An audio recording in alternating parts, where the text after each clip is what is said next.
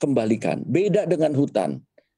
Hutan bisa kita kembalikan. Setuju. Tetapi tanah gambut kalau sudah hilang, ya hilang. Nggak mungkin kita kembalikan. Jadi kalau gitu itu harta karun, kenapa digunakan? Ini kan sama-sama loh rencananya juga. Jangan sembarangan. Kita buka sawah itu siapa yang ngasih tahun izin? 70-an juga dengan program bukan siapa dengan gitu ya? Mencuri-curi, negara loh yang melakukan. Yes. Ketika tahun 70-an kita buka sawah dengan semangat dengan semangat untuk membangun loh. Ya.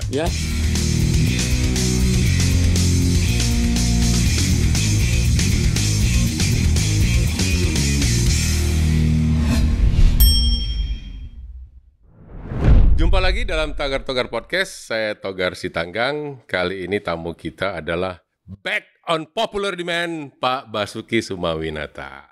Apa kabar Pak Bas? Baik Pak, baik. Back on popular demand Pak, karena beberapa waktu kemarin kita episode yang pertama itu banyak mengatakan, Pak Bas lagi dong, Pak Bas lagi dong, Pak Bas lagi dong. Nah ini menjawab dari permintaan dari para pendengar dan juga penonton podcast ini, Pak Basuki back on popular demand. Apa kabar ya? Nah, Pak Basuki, kita kali ini mau berbicara mengenai gambut. Ya. Apa itu gambut? Gambut itu itu sebetulnya kalau lihat sih, kalau kagak dihubungin sama ilmu tanah itu seperti bahan sisa-sisa tumbuhan yang busuk aja. Yang numpuk di atas tanah.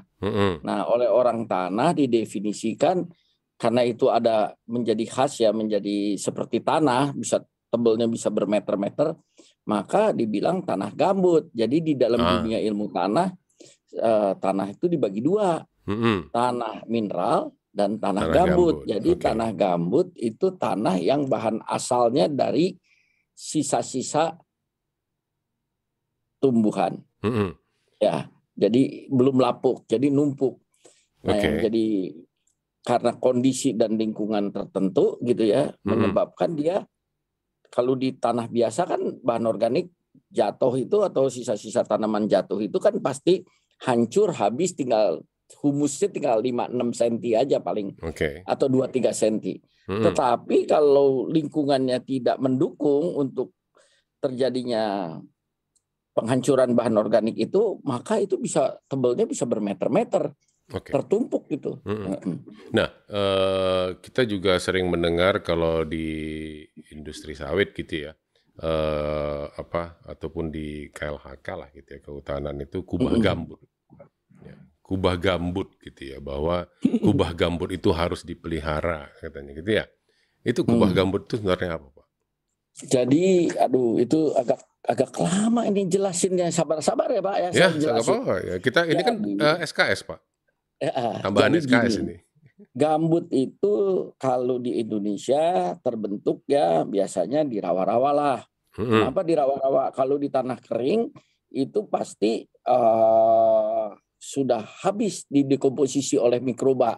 Diambil energinya, diambil manfaatnya, habis. Tetapi di tempat-tempat yang kurang oksigen seperti rawa-rawa atau di tempat-tempat yang sangat dingin, di puncak-puncak gunung, bisa saja perkembangan mikroba itu tidak sempurna, sehingga dekomposisi bahan organik itu lambat. Nah, jadi tertumpuk sampai di situ tadi. Yang pertanyaan Pak Togar, apa sih kubah itu? Kubah itu tempat yang lebih tinggi. Jadi kalau kita lihat dataran, ya bukit gitu loh Pak. Seperti bukit. Nah, pertanyaan Pak Togar, kok di rawa ada kubah, ada tempat bukit yang lebih tinggi? Inilah yang menariknya. Jadi terbentuknya gambut itu tidak semerta-merta cuman bahan organik ketumpuk terus selama ribuan tahun. Tidak serta-merta begitu saja prosesnya. Itu ada hubungan dengan turun naiknya muka air laut. Jadi dalam 10.000 tahun terakhir, kita bilang kalau orang geologi mah zaman kuarter, 10.000 tahun terakhir air laut tuh turun naik beberapa kali di Asia Tenggara ini. Ya, nah terutama di kita di Indonesia itu kan ada paparan Sunda lah yang luas. Jadi lautnya flat. Nah, ketika itu sehingga terbentuklah rawa-rawa yang luas. Ketika air laut naik kan terbentuk rawa-rawa yang luas. Tadinya laut, kemudian air lautnya naik. Kemudian terbentuklah rawa-rawa yang sangat luas, ya, karena flat datar itu. Jadi sedimen-sedimen langsung menjadi rawa-rawa. Nah, berkembanglah rawa-rawa mulai dari rawa-rawa mangrove. Setara dengan pertambahan sedimen, mangrove-nya makin maju ke arah laut. Di belakangnya ketinggalan rawa-rawa air tawar. Nah, lama-lama rawa-rawa air tawar ini tadinya terpengaruh oleh pasang surut, lama-lama menjadi tidak terpengaruh lagi. Terus berubah, lama-lama berubah menjadi rawa-rawa air tawar. Vegetasinya atau hutannya juga berubah. Tanaman hutannya, jenis tanamannya berubah. Ya, jadi bukan satu pohon, komunitas tanamannya berubah, Pak. Nah, selanjutnya berubah menjadi gambut. Gambutnya mulai tebel gitu loh. Artinya kalau udah 0,5 meter lebih, bahan organik itu udah dibilang tanah gambut tuh. Nah, begitu dia makin tebel, kemudian kan menjadi pasang surut menjadi tidak berpengaruh, maka berubah rawa itu menjadi rawa air hujan. Yang tadinya kena pasang surut menjadi rawa pure air hujan. Nah, rawa air hujan di pinggir-pinggir masih kena banjir. Masih bisa kena banjir. Nah, jadi masih dapat tambahan mineral. Tapi yang di tengah, rawanya itu semakin miskin terus. Karena tidak mendapat tambahan sedimen dari air sungai. Nah, rawa yang semakin miskin di tengah itu dan yang di pinggir relatif lebih subur, maka yang pinggir itu kita bilang kalaupun ada gambut topogen. Gambut yang dipengaruhi oleh sedimen sungai. Gambut yang di tengah itu kita bilang gambut ombrogen. Gambut yang sangat miskin. Isinya cuma dari air hujan. Jadi itu miskin sekali. Akibat gambutnya miskin, tanaman yang tumbuh juga berubah, Pak. Berubah. Nah, di tempat-tempat yang sangat miskin, daun jatuh lebih cepat. Daun jatuh lebih cepat. Dekomposisi lebih lambat. Dibandingkan dengan pohon-pohon yang di pinggir.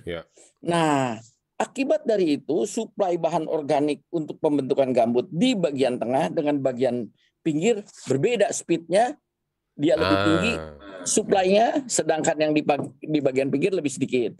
Selanjutnya ketika dia dekomposisi, di situ lebih miskin, jadi lebih lambat dekomposisi, di pinggir lebih cepat. Tetapi pertanyaannya masih belum bisa menjawab. Mengapa bisa ada kubahnya? Kubah ini menarik loh, Pak. Sumber kesalahan kita atau kegagalan kita, ya, ketika kita membuka lahan gambut tahun 70-an adalah kita tidak menganggap adanya kubah. Ya. Tidak, kita ketika buka transmigrasi itu, kita tidak care dengan adanya kubah. Jadi kubah ini penting. Nah, berapa tingginya kubah? Bukan seperti kita ngelihat bukit atau gunung, enggak. Itu kira-kira slope-nya, Pak, selisih yang paling tinggi dengan yang paling di pinggir sungai, permukaan di tepi sungai dengan di tempat yang paling tinggi kira-kira 8 meter lah. Ya, 8 meter. Nah, 8 meter kalau diukur slope-nya itu kira-kira 0,5 meter per kilometer. Jadi kalau per kilometer. Iya, sangat rendah loh. Kalau dihitung persen cuma berapa? 0,5 per 1000 kali 100%. Jadi kecil sekali. Jadi mendekati 0. Tetapi ini prinsip. oleh orang-orang dulu yang angka mendekati 0 itu dianggap 0, Pak, dianggap datar. Ya. Tetapi inilah sebetulnya inti pengelolaan lahan gambut. Kalau seperti kita petani, lereng 0,5 meter per kilometer itu nggak bakal keukur, Pak. Iyalah. Nggak bakal. Ya. Tetapi ketika Nggak kita kerasa, mengelola ya. kebun-kebun yang besar seperti HTI, wah itu kelihatan, Pak. Di sini kita pertahankan air, di situ kering. Ya. Jadi dari situlah orang-orang sadar setelah kita membuka skala besar. Jadi penting kita kubah gambut itu kita pertahankan. Kalau petani tradisional itu menghormati kubah gambut. Petani-petani awal itu, Pak, pembukaan lahan gambut, itu menghormati. Tetapi dia hanya bilang, kita cuma bisa buka 5 km dari pinggir sungai. 3-4 km dari pinggir sungai. Lebih lagi nggak bisa. Bukan karena itu tempatnya hantu dan sebagainya, bukan. Tetapi dia bilang, saya tidak mampu. Karena dia bilang tidak mampu, para orang pinter ini lantas berpikir, ya kamu makan kurang tenaga ya. Aku makan punya eskavator, berapa susahnya aku gali lebih dalam. Nah, ketika kita buka pertanian untuk transmigrasi, maka kita potong itu kubah. Kita cross semua. Kita iris-iris seperti kawat, mesh, segi empat semua kita bikin. Seketika kita kagak punya cadangan air loh, Pak. Ya, jadi kita turun air sama-sama. Kita tahu gambut itu curah hujannya nggak besar loh. Bukan seperti Bogor 4.000 mili, enggak. 2.000-2.500 saja. Jadi walaupun rawa-rawa, airnya itu masalahnya nggak ada sungainya atau nggak ada paritnya. Kemudian karena flat kan nggak terbentuk parit alam. Jadi nggak terbentuk parit alam ya. Jadi air tuh becek-becek aja. Nah sekarang kalau kita bikin parit, Pak, ketika periode tidak ada hujan kan kering. Nah mulai malapetakannya ketika kita mengembangkan pasang surut, airnya nggak naik. Pasang surut itu berapa sih? Ya, pasang surut itu paling juga dari normal bisa turun 1 meter, 2 meter, naik 1 meter, 2 meter. Sedangkan gambut bisa sampai 8 meter. Selisihnya. Jadi air pasang itu tidak akan sampai ke atas. Karena kita tidak ukur, kita anggap itu air itu akan nyampe ke sana. Akhirnya kan yang di kubah gambut itu kan kering kan. Udah tanahnya tidak subur, kering, dipengen bikin sawah. Kan gak jadi, Pak. Ya. Terus bagaimana? Disalahinnya gambutnya tebel. Memang lebih tebel. Ya, tapi gambutnya miskin. Akhirnya solusinya waktu itu bakar. Jadi nah akhirnya gambutnya habis, timbul masalah tanah lain, tanah sulfat masam yang dari sedimen mangrove. Itu topik lain lah, nanti lain kali. Ya, jadi kenapa kubah gambut itu penting? Itu sama seperti kita mempertahankan gunung dengan dataran, Pak. Kalau kita di gunung itu kita tidak punya air, dataran juga tidak punya air. Jadi seyogianya kalau kita memplan loh ya, kita memplan dari awal. Kalau memplan dari awal, kita jangan ganggu kubahnya.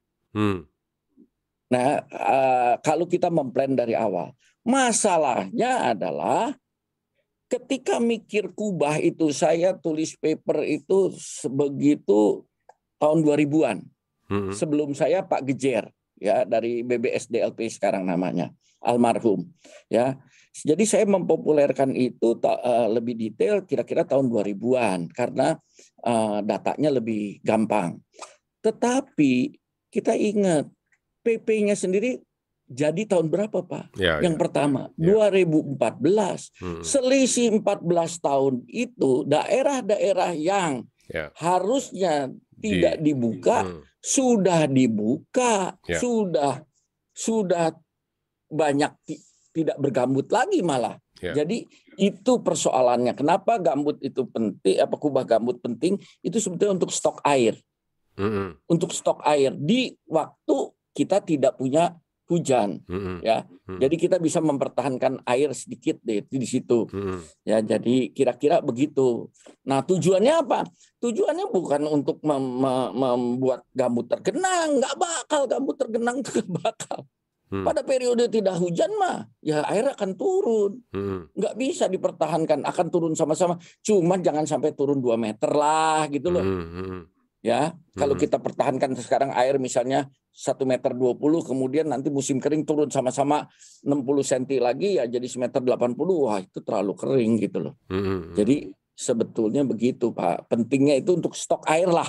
Ya. Karena kita nggak mungkin nyedot air dari sungai untuk membasahin itu. Ya, kalau dalam artinya kan kubah gambut ini kan dalam rentang yang luas, ya. Sangat luas harus berarti ya. Betul. Di Indonesia itu bisa dong diidentifikasi ada banyak nggak kubah gambut ini di Indonesia? Dan sebarannya di mana? Sebetulnya itu bisa diduga, bisa diperkirakan. Cuman ketika membuatnya itu kan kita harusnya di peta, sebutlah kalau kita mau peta 250.000, ya kan, itu kan hanya untuk operasional perencanaan, bukan untuk operasional orang per orang, ya kan. Jadi kalau kita menetapkan kubah itu, katakanlah di peta 250.000, kita dengan teknologi dan sedikit survei lapangan kita bisa identifikasi lah. Ya, oh di sini kubah gambut. Kemudian kita harus verifikasi apakah itu betul kubah gambut atau enggak. Kita bisa aja namanya interpretasi, ya, bisa meleset. Nah, katakanlah kita sudah punya peta itu, tetapi itu untuk perencanaan, artinya untuk perencanaan global, Pak. Ya. Oh, kebun HTI jangan dibuka di tengah-tengah dong, di pinggir-pinggir. Tengahnya untuk konservasi. Ya. Tetapkan konservasi, kita yang jadi negara kok, kita yang tetapkan saja harusnya. Kalau tata ruangnya itu sudah beres, nggak ada konflik. Orang sawit masuk, Pak, di sini. Itulah yang dilakukan oleh tetangga kita. Jadi bukan kebun yang udah jadi baru kita ribut. Jadi sebelum KGU itu dikasih, sudah ada peta planning untuk pengembangan kebun. Ini mah pengembangan HTI, ini mah pengembangan kebun, gitu loh. Nah itu kalau di saat ini kan berarti kan ada beberapa HTI maupun perkebunan sawit yang berada di kubah gambut dong. Udah pasti ada, Pak. Transmigrasi di hutan gambut di tengah-tengah juga ada. Pasti ada, ya kan? Pasti ada, dan itu yang menjadi sumber membingungkan, ya, membingungkan. Nah, kemudian ini harusnya kalau saya ya daerah transmigrasi, daerah-daerah itu yang ada banyak penduduknya kampung, itu udahlah jangan terlalu diutik-utikan sehingga menimbulkan keresahan. Ya, kalau menurut saya. Nah, begitu juga kebun-kebun. Ya, kalau kebun udah dibuka gimana ya? Mau balikin hutan lagi kan impossible. Jadi kalau saya sih ya harusnya ditata yang ada. Tapi yang masih ada, yang belum dibuka. Yang belum dibuka, ya. Nah, ditata. Ada kan kalau nggak salah ada rencana bahwa yang berada kalau ditetapkan bahwa daerah tersebut harusnya menjadi gambut yang konservasi, ya, apapun yang berada di atasnya itu harus dikembalikan menjadi gambut. Ada kan itu kalau nggak salah regulasinya tuh apa? Itulah Pak. Itu yang saya juga itu yang memusingkan, ini apa gitu loh. Ya. Jadi di PP itu kalau kita baca baik-baik itu pasal-pasal itulah yang membuat menjadi kebingungan. Ya, kebingungan orang. Loh, kok aku sudah bikin kemudian ini ada begini. di berbagai diskusi saya katakan, ya udahlah, jangan ribut. Orang marah sama saya kan, jangan ribut. Itu tidak mungkin, pemerintah tuh tidak mungkin lah tiba-tiba nyabut kamu kebun sawitnya cabut sampai tahun depan kemudian di ini enggak pernah begitu pada prakteknya. Tetapi karena perundangan tertulis begitu, ya menjadi sedikit banyak orang resah. Sekarang tahun-tahun ini dari 2014 ke sini ya relatif kan sudah undang-undangnya tidak diganti, perundangannya tidak diganti, ya, tetapi ya berjalan sampai izin habis. Nah, baru mulai agak panik nanti kalau izin mereka habis. Nah, kalau apakah kebun saya bisa jadi kebun lagi enggak? Nah, itu kan menjadi ketidakpastian. Itulah yang saya pikirkan. Nggak mungkin itu menjadi hutan lagi, kan nggak mungkin. Saya kira di beberapa teman atau beberapa konseptor itu terlalu bersemangat ingin mengembalikan gambut. Saya katakan baik di manapun, saya katakan gambut itu tidak mungkin kita kembalikan. Beda dengan hutan. Hutan bisa kita kembalikan. Setuju. Tetapi tanah gambut kalau sudah hilang, ya hilang. Nggak mungkin kita kembalikan. Jadi kalau gitu itu harta karun, kenapa digunakan? Ini kan sama-sama loh rencananya juga. Jangan sembarangan. Kita buka sawah itu siapa yang ngasih tahun izin? 70-an juga dengan program bukan siapa dengan gitu ya? Mencuri-curi, negara loh yang melakukan. Yes. Ketika tahun 70-an kita buka sawah dengan semangat untuk membangun loh. Ya. Nah, bahwa akhirnya terjadi hal-hal yang mengagetkan itu akibat gitu loh. Tetapi kalau sudah terjadi kan tinggal persoalannya nasi udah jadi bubur, cuman buburnya nih bubur rasa apa? Ya kan? Ya jangan cuman bubur kita makan bubur putih aja lah, dikasih ayam jadi bubur ayam, bubur ikan, bubur apa macam-macam begitu loh, bubur udang juga ada. Jadi kira-kira begitulah, ya supaya tetap bermanfaat, tetapi ide mengembalikan menjadi supaya gambutnya tumbuh lagi itu nggak bisa, Pak. Itu yang mesti kita camkan. Itu tidak mungkin. Mungkin kan, dengan waktu nanti ya setelah 20 tahun lagi akan datang, ilmu pengetahuan tambah, orang akhirnya sadar. Tempo-tempo kita kalau belum yakin, selalu kan yang pertama kan dibilangnya gila lah itu, ya kan? Nah, jadi nggak apa-apa. Saya bilang mungkin 20 tahun lagi banyak orang yang sadar gitu loh. Oh, gambutnya nggak bisa dibikin. Karena bukan sekedar kita tanemin kemudian numpuk. Ya, gini ya, Pak. Harus air laut harus naik loh, jangan sembarangan. Ya, sedangkan kita nggak suka global warming. Ya, menjadi masalah kan peraturan itu masih ada. Itu tadi Bapak bilang juga kan ya. Pada saat nanti perizinannya diulangi ya, ataupun pada saat daerah-daerah kalau kita lupakan kebun kelapa sawit ya. Kalau sawitnya kemudian pada masuk kepada masa replanting dan ada yang tahu masalah regulasi ini ya atau masalah peraturan ini kan menjadi masalah. Ya.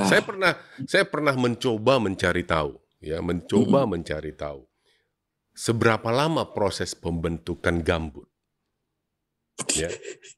Terus terang Pak, saya pernah mencoba mencari tahu. Saya Google, saya riset sendiri. Berapa lama sih terbentuknya gambut gitu ya? Referensi yang saya dapatkan 400 tahun pun tidak terbentuk gitu loh. Itulah. Nah, itu kan terus kemudian kalau 400 tahun itu tidak terbentuk, terus kemudian wilayah tersebut dihutankan untuk menjadi atau tidak dipakai untuk kembali menjadi gambut, perhitungannya 400 tahun dengan perhitungan sekarang dari sisi ekonomi, yang mana yang lebih? Dari sisi ekonomi. Kalau dari sisi lingkungan, mungkin bisa 400 tahun lagi. Tetapi dari sisi sosial, wilayah tersebut kemudian diambil oleh masyarakat. Emang kita punya kekuatan pemerintah, mohon maaf ya, untuk menjaga itu tetap menjadi supaya berproses 400 tahun ini menjadi gambut. Itu saya sendiri pernah riset itu, Pak.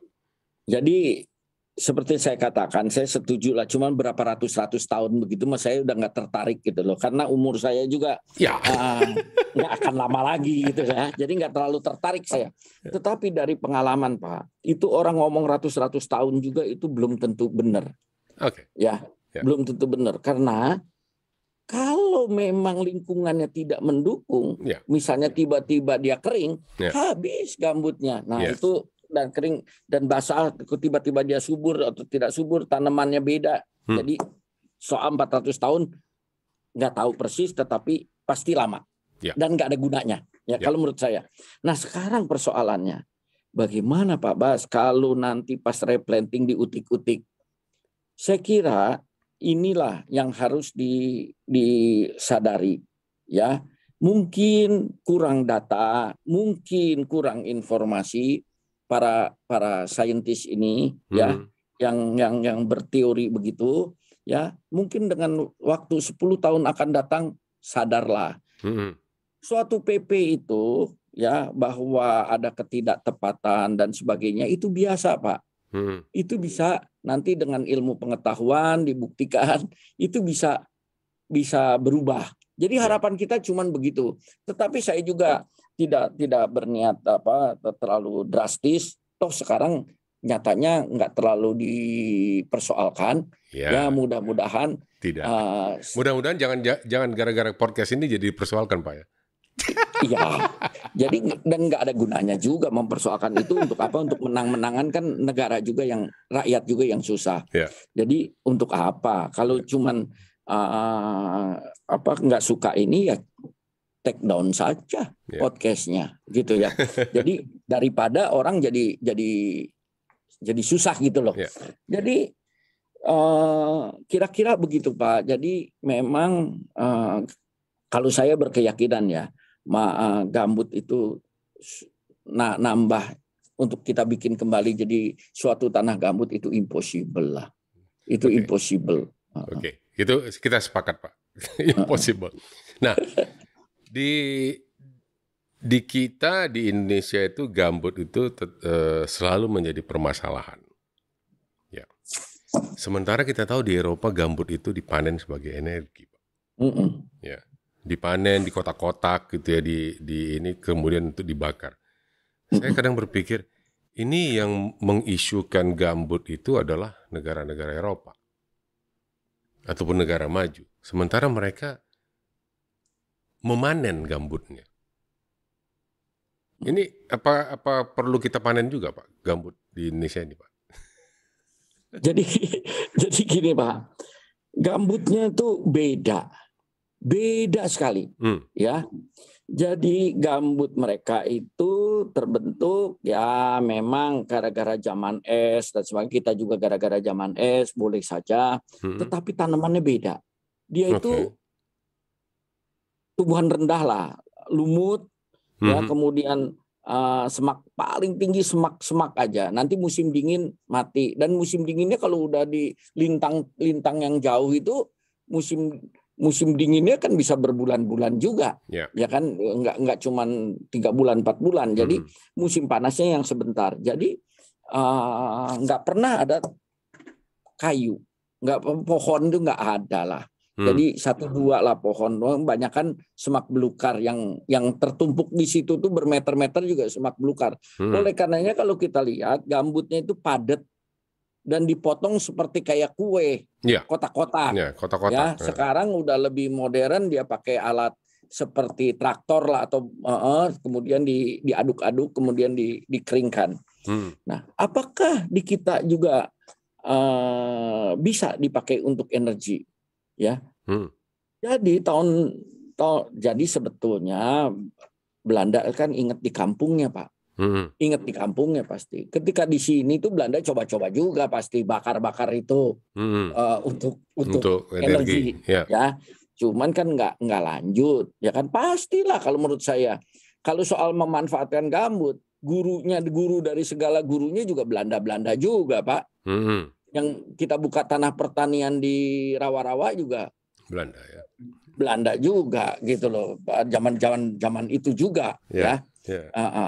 Jadi kita kenal Haji Idak dan segala macam, ya memang Haji Idak yang mencatat, tetapi yang merencanakan bikin pabrik parit itu kanal itu kan pasti pemerintah Hindia Belanda. Nah sekarang, ketika zaman P4S pun, ketika zaman pembukaan pasang surut, kita banyak konsultan-konsultan dari Eropa kok. Kita membuka dan gagal juga, terus dia lari-lari saja. Iya kan? Kan ada konsultannya, cuman saya kan beda zaman. Ketika mereka lagi pada bekerja, saya masih mahasiswa. Iya. Jadi saya nggak kenal, ya kan? Tetapi namanya kan kita bisa baca. Nah sekarang yang jadi persoalan, apakah di kita itu gambutnya bisa kita bikin jadi energi tidak? Kita pernah coba, Pak. Saya lupa negaranya yang mendukung, Finlandia kalau nggak salah. Kalau salah ya minta maaf. Pokoknya Eropa lah. Ya. Di mana lokasinya? Di dekat transmigrasi Bereng-Bengkel. Ya, transmigrasi Bereng-Bengkel dekat kota Palangkaraya, cuma 5 km dari Palangkaraya. Itu tahun 80-an, 79, 78 begitu buka transmigrasi Bereng-Bengkel. Nah, ketika buka Bereng-Bengkel itu transmigrasinya praktis awalnya gagal, Pak. Gagal. Nanem tuh gak tumbuh. Transmigrannya kabur. Kemudian didatangkan lagi, kabur lagi. Jadi stres, maka dibikin untuk proyek listrik saja. Ya, ada usaha untuk percobaan bikin listrik karena gambutnya cukup tebal, arealnya cukup luas. Tidak lanjut. Kenapa?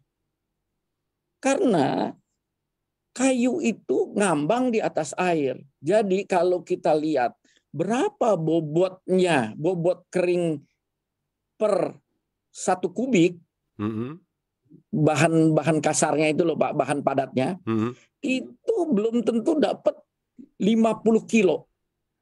50 kilo per kubik, coba bayangin. Bapak gali, jadi kalau di permukaan ya Bapak bisa dapat lumayan lah. Ya bisa dapat 100 kilo per kubik. Jadi BI-nya itu kan cuma 0,1 Pak. Tetapi di dalam bisa saja 0,05, bisa juga 0,03. Ya. Jadi terlalu rendah. Nah, kemudian itu isinya air. Jadi untuk bisa dibakar, airnya harus pergi dulu. Ya, harus berapa keringkan lama dulu. itu dihilangin airnya. Ya. Loh, kalau di Eropa gimana? Di Eropa asalnya sudah padat. BD dia kira-kira 0,3 dari awal. Nanti kalau dia udah keringkan, dia bikin drainase, mungkin naik-naik dia tepung lah. Nah kalau kita celakanya lagi bukan cuman BD-nya saja, di dalam itu masih berbentuk kayu. Ada yang sebesar badan saya di dalam. Nah kalau yang kayu itu kan ringan Pak. Kita tahu BD kayu cuma 0,8. Tapi kalau BD padatan kayu itu kan bisa sampai 2. Ya, jadi kayu ngambang itu kan ada porinya. Tapi kalau porinya kita padatkan jadi pelet itu padat, itu bisa 2. Jadi, nah kalau kayu yang ada di kita itu kita harus giling dulu, wah energinya jadi apa kan? Untuk bisa jadi energi kan bukan bakar seperti bakar di dapur, kan harus disembur. Jadi rugi.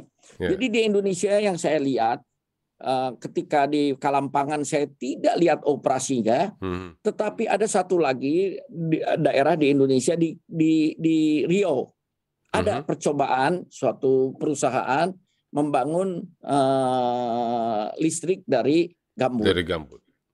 Itu cuma bertahan 2 tahun gitu. Itu 2 tahun, 3 tahun begitu. Karena nggak sanggup. Nggak sanggup, Pak, rugi. Ya rugi. Jadi saya sudah peringatkan itu hati-hati, jangan lakukan itu karena yang subur itu yang atas, karena yang atas kan udah lapuk sedikit, yang bawah itu kayunya besar lebih tidak lapuk. Nanti kalau kamu tinggalkan, nanti bagaimana? Kan kayu mah nggak ada haranya, rendah sekali. Ya jadi nanti kan jadi masalah dan itu mentah gitu loh, sama seperti nanam di atas serbuk gergaji. Ya, tetapi yang perusahaan itu entah mendengar atau entah dia hitung rugi, dia tidak lanjutkan. Tahun 2006 ada lagi. Mau coba lagi? Coba lagi. Ketika itu kan harga minyak naik lumayan juga kan Pak, 2006. Nah, itu mau buka di Mempawah. Ya, itu saya tentang juga waktu itu. Dia bilang, Pak, nanti kalau ini gambutnya udah tipis kan jadi subur. Enggak begitu, saya bilang gitu kan. Nah, tapi kan nggak ada data kan, debatable. Tetapi entah bagaimana, apa harga minyaknya yang kemudian turun tidak visible lagi. Jadi sebetulnya Kementerian SDM itu punya data gambut lebih bagus daripada orang-orang pertanian seperti orang tanah kayak saya, Pak. Oh ya? Karena mereka itu memetakan gambut itu betul-betul memetakan deposit. Untuk energi. Jadi kubah gambut digambarkan oleh orang-orang pertambangan itu dengan jelas. Betul-betul survei lapangan. Ya, dia lakukan pemetaan satu pulau misalnya, Pulau Bengkalis dipetakan. Sehingga tahu berapa tebalnya gambut. Kalau seandainya ini dipakai untuk energi. Sudah dilakukan, Pak. Tetapi ya data kita bisa manfaatkan data-data pertambangan itu untuk pertanian lah sekarang. Ya, Pak, kalau di Eropa di sebagai energi, ya, di Indonesia kurang bisa sebagai energi. Dan di Indonesia pemanfaatan gambut, pembukaan kubah gambut itu melepaskan emisi. Ya, pemanfaatan gambut kan katakan emisinya menjadi lebih besar kalau gambut yang dibuka. Terus kalau gambut dipanen sebagai energi di Eropa, itu bukannya melepaskan emisi juga, Pak? Ya, itu mah seperti apa ya? Sebetulnya Pak, itu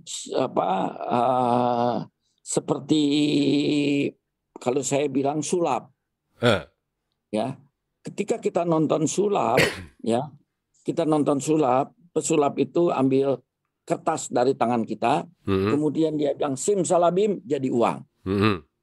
Ketika kita kecil kan bilang enak amat tukang sulap ya bisa bikin duit, iya kan? Dia ambil ini jadi anting, dia ambil ini jadi cincin, gitu kan? Kok enak amat ya? Ya kalau bisa begitu kan sebetulnya enak sekali kan? Tetapi kalau kita pelajarin ternyata nggak ada apa-apanya juga kan, duit-duit dia, cincin-cincin dia. Jadi pokoknya bahan organik mau dibakar, mau didekomposisi, ya dikomposkan, ujung-ujungnya keluarnya tetap Pak CO2. Itu prinsipnya. Jadi apa tandan sawit Pak Togar itu tangkos, dulu dibakar, sekarang nggak boleh dibakar. Karena emisi CO2. Kalau cuman emisi CO2, tangkos dikomposkan juga Pak, emisi CO2. Mau diperem juga tetap dia akan hancur jadi CO2 juga. Sama, tidak ada bedanya. Jadi gambut mau dipanen untuk nursery, mereka juga panen, mengekspor besar-besaran untuk greenhouse, untuk panen gambut. Sebetulnya sama. Persoalannya adalah dia buka nggak datanya? Nah, dia nggak buka. Kalaupun dia buka, dia kecil-kecilin. Mampu nggak kita meneliti mereka? Oh, kita terbuka Pak, silakan lo kalau mau teliti. Coba ada nggak orang Indonesia yang neliti ke luar negeri? Ya kan? Nggak ada kan? Oh, saya ongkosin. Nggak gampang juga izin-izinnya dan mentalnya. Mentalnya kita itu berdebat sama si bule itu kan nggak gampang loh Pak. Itu pengalaman. Jadi tidak mudah.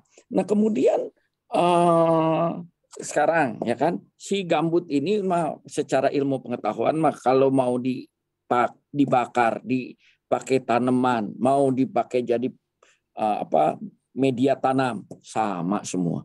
Akan kalau dia habis ya jadi CO2 begitu juga. Mau gambut manapun, nggak gambut kita, gambut dia sama ya. Dia dibakar tinggal dihitung aja mana lebih cepat. Tapi yang diributkan gambut kita Pak. Ya masalahnya begini Pak, kalau kita lihat kalau kita lihat masalahnya, kalau saja kita itu pakai bahasa yang tidak dimengerti sama mereka, ya kan? Mungkin aman-aman aja kita. Oke. Ya kalau zaman Pak Harto, ya zaman dulu kita data kan kita simpen baik-baik, Pak. Ya. Dan kalau saya misalnya ngomongin misalnya data kita ke luar negeri, apalagi kita membawa-bawa misalnya data luas gambut, ketebalan gambut, kita presentasikan di luar negeri bisa jadi masalah dan kemudian kita diserang, di kemudian hari kan kita bisa dianggap tidak nasionalis, Pak. Okay. Bisa kan? Yeah. Nah, di zaman itu. Tetapi sekarang kan terbuka, ya kan? Jadi, nah celakanya kalau kita lihat, kita punya luas gambut itu sebutlah kita mengaku luas gambutnya itu beda-beda, Pak. Dulu 27, 18, 27, jadi antara 18 sampai 27 juta hektar. Ketika tahun ini juta hektar, Pak. 80-an juta hektar. Ya. Kira-kira 10% dari luas daratan lah, kira-kira. Ya. Nah, tetapi kalau kita lihat peta itu, ya, tempo-tempo 30 juta. Ya. Tempo-tempo 24 juta. Nah, bagaimana? Gitu loh. Ini mana yang benar? Kenapa menjadi besar? Menjadi besar kalau didevelop oleh orang-orang yang ingin membesarkan emisi karbon. Kalau ingin membesarkan emisi karbon, maka data gambut kita membesar. Yang dipakai yang besar. Tapi kalau kita itu mau bilang, enggak, sebagian udah berubah atau hasil survei, ini aku lihat di ini udah berkurang gitu kan. Biasa kita debat begitu di seminar. Akhirnya pemerintah resmi melalui lembaga tanah ya atau BBSDLP mendeklar luas gambut Indonesia. Tadinya itu masing-masing aja, Pak, siapa boleh nulis gitu loh. About, ya kan? Pernah keluar angka 16 juta sekian, saya lupa tahunnya. Kemudian 2-3 tahun kemudian berubah menjadi 14 juta, 7 dan sekarang 13, saya lupa 13,3 begitu juta hektar. Kenapa itu bisa berubah-ubah juta hektar? Karena angka-angka itu dulu kita kan nggak bisa memetakan gambut, Pak. Memetakannya dataran rendah, rawa-rawa. Iya. Nah, dia dari rawa-rawa kira-kira gambutnya ya 24 juta lah. Ya kalau orang yang resmi dari berita resmi ya kira-kira 24 juta. Tetapi ketika didetailkan sekarang gambut yang udah jadi kampung nggak ada dan aksesnya gampang sudah bisa didelineasi. Bukan gambut yang dulunya ada menjadi tidak ada sih yang begitu. Tetapi sekarang data yang sebenarnya 13, sekian. Tetapi yang menarik, Pak Togar, data di UNFCCC default, kalau kita mau ngitung dosa, kan default aja kalau kagak punya data baru. Data default yang nongkrong, saya buka Google kemarin masih ya sekitar 26 juta. Padahal data resmi dari BBSDLP kan udah berubah 13 juta sekian. Nah, itu baru luasan, belum ketebalan-ketebalannya. Iya, beda dan lagi. Kita bangga kita tebel-tebel. Pertanyaan saya, batu bara kita ngomong-ngomong nggak berapa tebelnya kita punya batu bara? Enggak kan? Australia punya batu bara, ekspor terus-terusan, berapa tebel dia punya batu bara? Kan saya itu jadi bingung gitu loh. Kenapa kita mesti mempersoalkan itu? Jangan dikirain bahwa hutan gambut itu tidak melepaskan karbon flux juga. Iya. Jadi dikiranya gambut yang dalam keadaan hutan itu selalu tergenang dan tidak melepaskan karbon flux. Tidak begitu juga. Karena pada saat musim kering ya turun pasti. Juga di hutan gambut juga airnya. Turun. Ya, dan terjadi dekomposisi dan jangan lupa akar juga bernafas, tetapi bukan dekomposisi gambut. Jadi sebetulnya tidak mudah, Pak. Sebetulnya mendeklar itu tidak mudah. Jadi kalau kita lihat data per data sawit, karbon fluxnya berapa? Sebutlah. Ada yang bilang 20, ada yang bilang 30 ton per hektar, ya, gitu. Ini akibat dari gambut. Pertanyaan saya, pernah ngukur di tanah mineral nggak? Yang nggak ada tanamannya. Jadi nggak ada napas akar, nggak ada apapun. Yang kebun singkong gitu atau tanah kosong. Ukur keluar juga 10 ton itu. Dari mana? Nah itu yang saya tanyakan, dari mana? Ya, jadi tetap itu ada pernafasan itu tuh ada. Jadi kalau 30 harusnya ya dibandingkan. Kalau karet dipakai karet berapa? Dipakai hutan berapa? Dipakai sawit berapa? Nah, cuman kan persoalannya begini, data itu dari mana adanya? Kalau misalnya sawit, in the total nggak ada, Pak. Satu persatu ada. Karena data itu kan harusnya continue. Continue, ya. Dan lagi negara-negara maju juga selalu menantang atau menantang kita untuk menggunakan teknologi maju. Nah, jadi kita misalnya awalnya dia pakai metode sungkup, cukup pakai infrared saja, ya kan? Awalnya kita pakai, dia pakai yang di langit, ya, sebutlah yang pakai di atas kanopi, ya. Wah, kita kan perusahaan sawit banyak duit kan, bisa bikin. Tetapi merencanakan itu kira-kira 5 tahun, 6 tahun, barulah berdiri. Ya kan, barulah berdiri itu antenanya dengan penelitinya. Udah siap belum penelitinya? Ya. Kemudian begitu kita dapat datanya mau kita analisis, ilmu kita belum nyampe juga, Pak.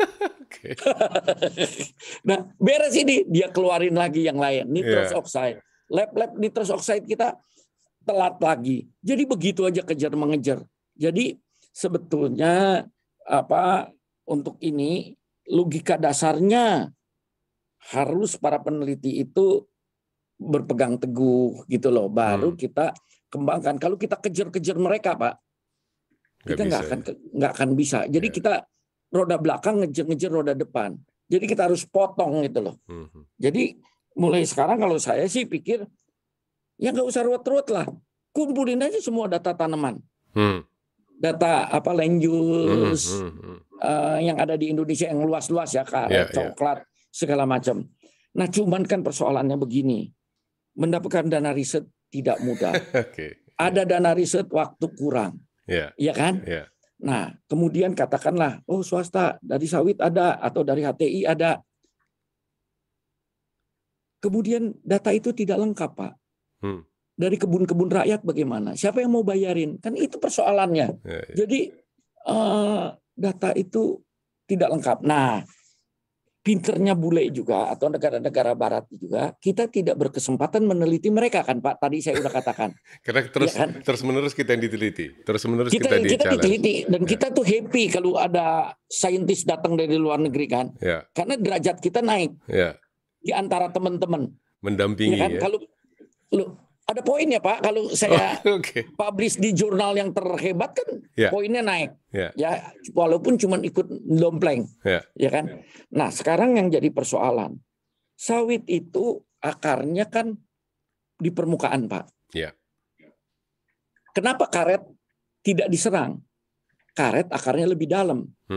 Keluarnya nggak tahu di mana tugas CO2-nya. Kan ada pernapasan akar juga dong, Pak, ya, akar napas. Nah, jadi kalau kita sungkup di dekat pohonnya, mungkin dia keluar di sebelah sana kalau karet atau tanaman lain. Kalau sawit kan jelas merambatnya itu cuma di sekelilingnya malah seperti karpet. Kalau kita sungkup dia itu kan sama seperti nyungkup mulut kita begini loh, Pak. Gitu kan? Sehingga jadi langsung keukur gitu loh. Jadi kita tidak bisa mengikuti polanya mereka, ya, nggak bisa. Kita harus cari terobosan lain gitu loh, ya kan? Kalau terobosan lain gitu. Jadi kalau dia bilang sawit boros, ya jelas keluarnya CO2-nya keluar, iyalah, wong produksinya begitu tinggi. Kan prinsipnya gini loh, Pak, produksinya tinggi, biomasa dia kan banyak. Biomasa daun jatuh, apa segala macam, ya, minyaknya juga hasilnya banyak.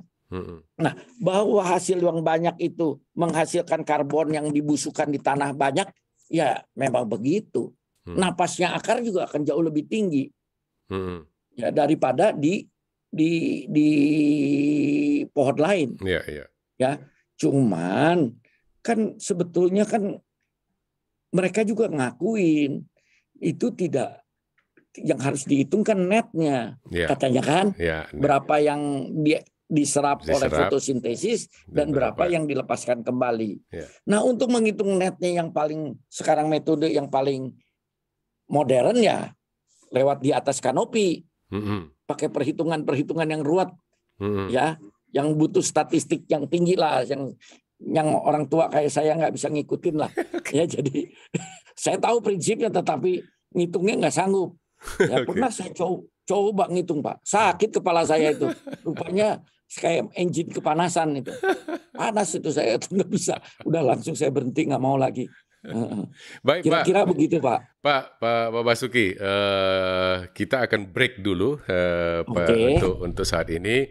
Kita akan kembali percakapan nanti untuk episode berikutnya. Teman-teman semua, terima kasih sudah mendengarkan Pak Basuki bagian pertama, karena nanti akan ada bagian kedua lagi. Dan satu hal yang kita pelajari atau kita dapatkan pada perbincangan ini, gambut adalah gambut. Di Eropa, di Indonesia, dimanapun, gambut itu adalah gambut. Beda, pemanfaatan energinya mungkin berbeda. Tetapi dalam hal melepaskan emisi, ya, gambut di sini dan di sana sama-sama melepaskan emisi. Ya, apapun itu, organik pasti akan melepaskan emisi. Jadi, kalau dikatakan gambut Indonesia yang hanya melepaskan emisi, salah juga. Mereka memanfaatkan gambut mereka untuk energi, mereka juga melepaskan emisi. Itu di Eropa ya. Baik, sampai jumpa lagi di episode berikutnya. Sebelum meninggalkan ataupun menutup episode ini, jangan lupa untuk subscribe channel ini, like, dan juga bagikan, share informasi-informasi di podcast ini untuk teman-teman agar bisa mendapatkan informasi yang lebih luas ya tentang perkelapa sawitan Indonesia. Sampai jumpa. Salam.